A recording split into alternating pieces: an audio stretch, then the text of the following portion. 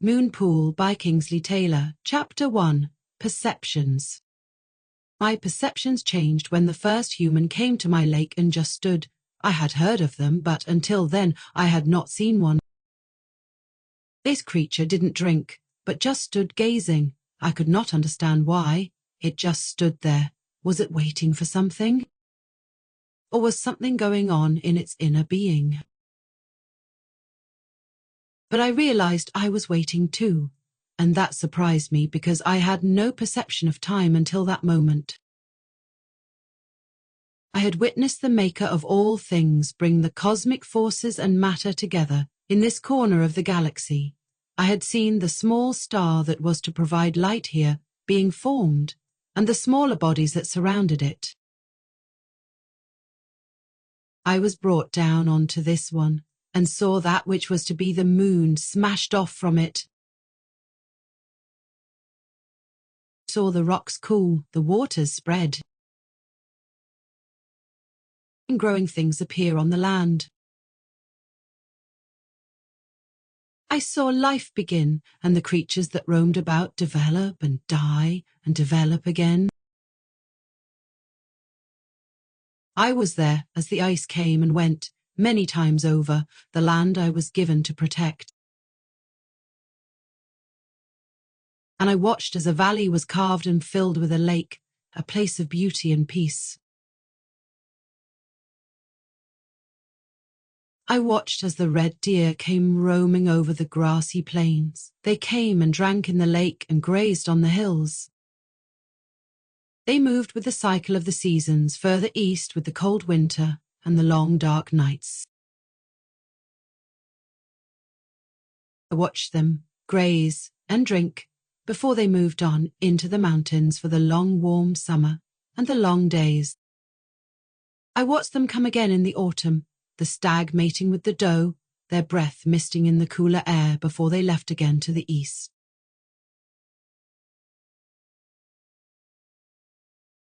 Fish began to teem in the waters of the lake, so many forms. Swimming up the river and with great effort ascending the waterfall to spawn and then back to feed. And the birds, as they watched the fish, and as it is in nature catching and feeding on them. Yet the passing of time was something I did not understand, and still find difficult to completely come to terms with. But this being stood and gazed. It was such a small time, practically no time at all, yet I found myself waiting. I looked in its eyes, and there was intelligence and reflection of a depth I had never seen in a creature before, and I was curious. I saw that it had very little hair itself, on its head and round the lower part of its face, but what it had on the rest of its body was quite sparse. Rather, it was wearing the skin and hair of another creature, the red deer. And this shocked me for a moment. I had seen creatures kill others for food, but never before. For its skin, I also wondered at this, because it did not have dangerous claws or teeth. How could such a frail and defenseless creature be a killer? I saw that it did have in its hand a long, straight stick with a sharpened stone bound onto the end. It also had a piece of antler sharpened into an edge, tucked into a band at its waist. Here was a creature capable of making tools to hunt. I knew this form, or more specifically a similar form. Many of our kind can take on this form. And I wondered that this creature had been given this gift as what was presumably its normal form. I took on the form myself, but in a vague, shifting way, for as yet I was unused to it, and wasn't sure how I should appear, and stood behind the creature. From his perspective, for I knew in this form it was a male, I could see what he gazed so intently at. It was night, and the stars and moon were reflected in my still waters. But it was at the reflected moon that he gazed, Why did he gaze at her reflection so intently rather than at her? Did he think this was a second moon? Perhaps one he could reach. Would he dive into the water to catch her?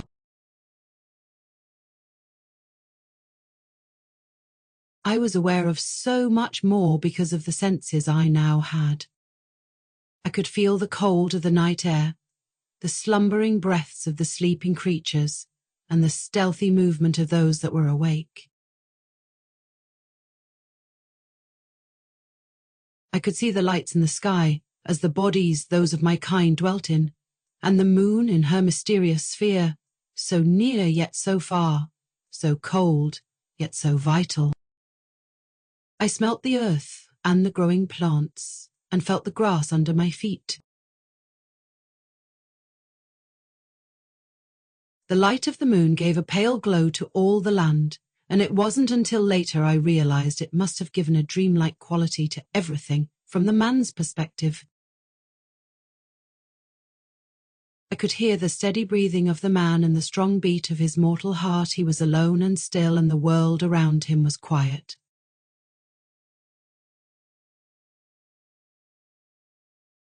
He seemed to be almost lost in a dream. He drew in a breath and let it out slowly.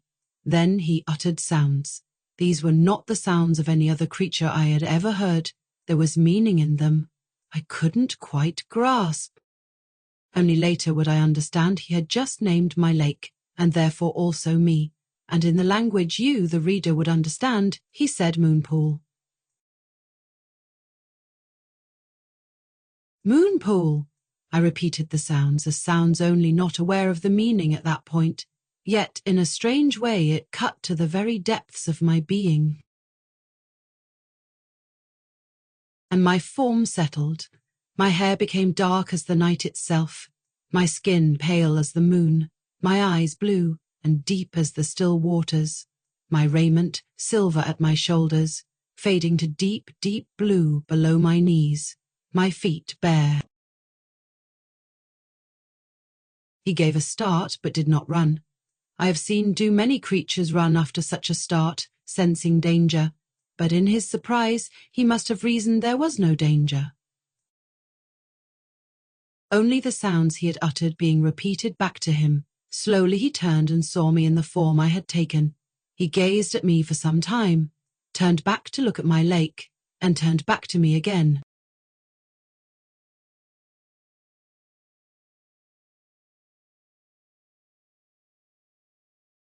He blinked and wiped his free hand across his face, and looked intently at me again. Moonpool, he said to me with a questioning look in his eye. I realized that the sounds meant something that referred to me, perhaps a name, so I was amazed at the connection he had made between my physical form and the lake.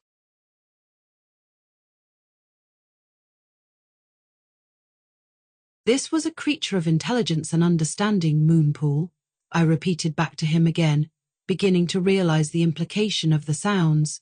Ban, he tapped his chest. Ban, I repeated the sounds.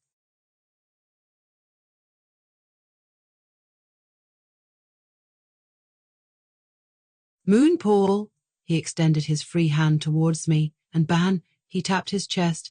I really understood now.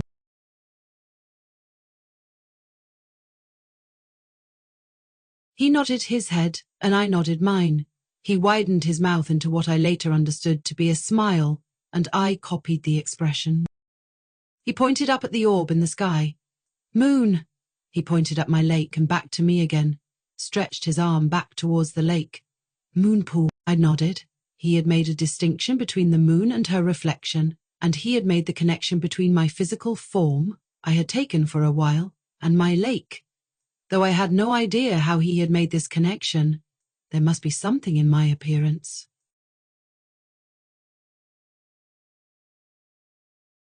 That spoke to him of the lake and the reflection of the moon. This pleased me because I am so much less than the moon, and hold her in reverence. He turned back towards my lake, and taking the stick in both hands, broke it across his knee and threw it into my lake, disturbing the reflected moon in ripples. Then he turned to me, knelt down with his head bowed and spoke words, again, I did not understand. He paused, stood up, and strode away over the hill and out of sight. Ban, I called, but knew none of his words to stop him. I was curious, but for a while did nothing. Perhaps I should have followed him, but somehow I felt it would be wrong for me to go to him. Rather, it was his place to come to me.